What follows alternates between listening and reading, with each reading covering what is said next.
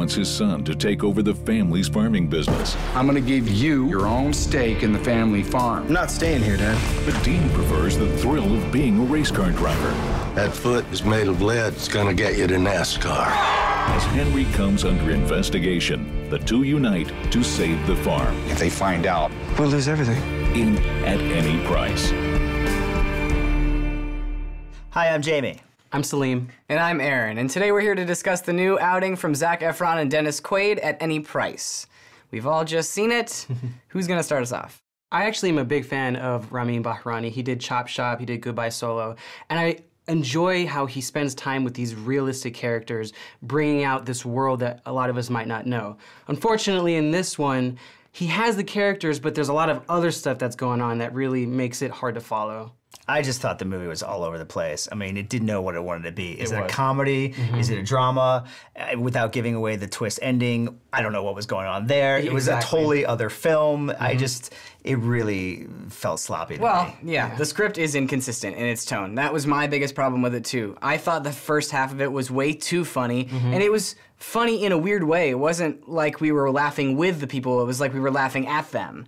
And I didn't know what was going on, and then it takes this serious turn. Exactly. Well, Dennis Quaid's in the wrong movie. Yeah. I mean, he's not in the same movie as Zac Efron and everyone else in the film. He's doing some sort of screwball comedy. Efron's in this sort of dramatic and the film Efron's in I liked. I wish I'd seen more of that. It ended about a half hour into the film.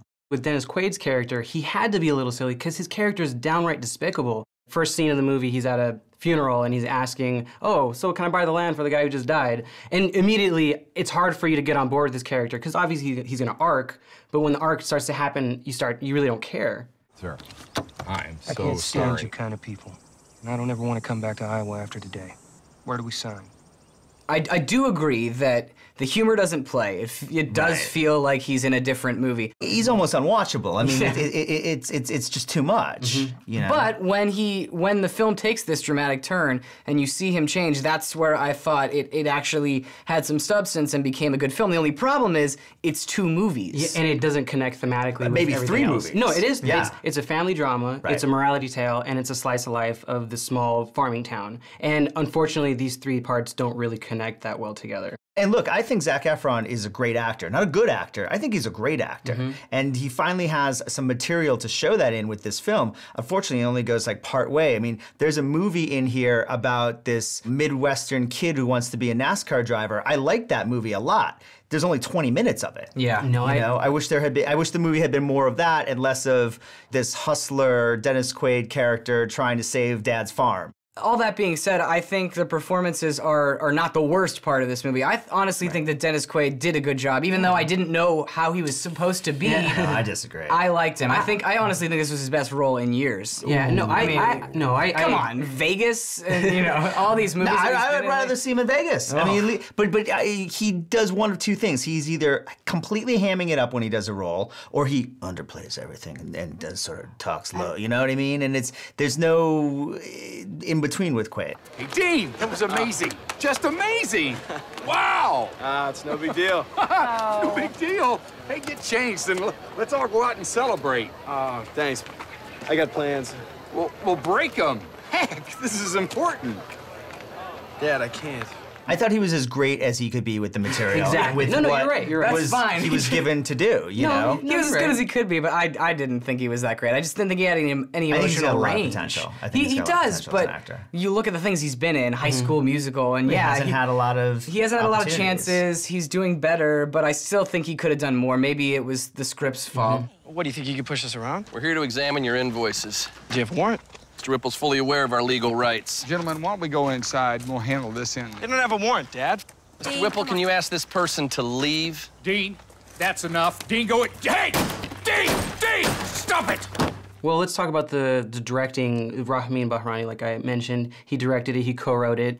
It looked visually striking at times. I know exactly what you're talking about, but I didn't see it until the end of the movie. The last half hour is when it got visually striking. It just felt so closed in. I completely agree with you on that, especially because it seemed like he was trying to invoke these images to try to force some type of emotion. And then also, he needed a better editor. There were so many scenes that just went on for too long that was just unnecessary. The script was all over the place. The film didn't know what it, and I blame the director for that completely. Like the movie he didn't know what he was doing, what type of movie he wanted to make, and you just felt it throughout the entire film. It's like by the time he figured it out, it was too late. I mean, those shots at the end, those big those god shots of the farms with the houses displaced and the windmills. I love that stuff. Those are great shots. Fantastic. Why weren't those in the whole movie? There was a theme there that he obviously lost by the end of it because he was trying to do way too many different things. Was it about the farming community? Is it a father and son story? Is it a story about,